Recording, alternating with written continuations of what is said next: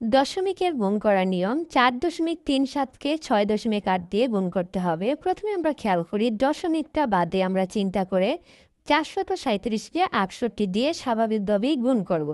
প্রথমে এককের গড়ে 8 দিয়ে এই 437কে গুণ করব। প্রথমে 8 দিয়ে 7 দিয়ে গুণ করব। 7 8 56, 6 হাতে আছে 5, 3 8 24 আর 5 হয় 29, 29 9 হাতে আছে 2, 4 8 32 আর 2 34।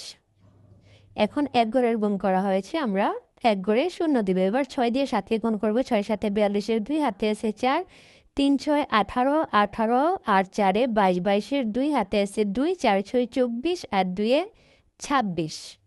এখন আমরা একটা দাগ দিয়ে যোগ করব। 6 9 আর 2 11, 1 হাতে আছে 1, 2 আর 1 3, 4 আর 3 7, 6 3 9, 2 2। এখন আমরা খেয়াল করি এখানে দশমিকের পরে দুইটি অঙ্ক, এখানে দশমিকের পরে একটি অঙ্ক, সব মিলে 3টি অঙ্ক আছে দশমিকের পরে। তাহলে আমরা গুণফলে ডান দিক থেকে 3 অঙ্ক পরে এক দশমিক বসিয়ে দেব। তাহলে এটার আনসার হচ্ছে 29.7।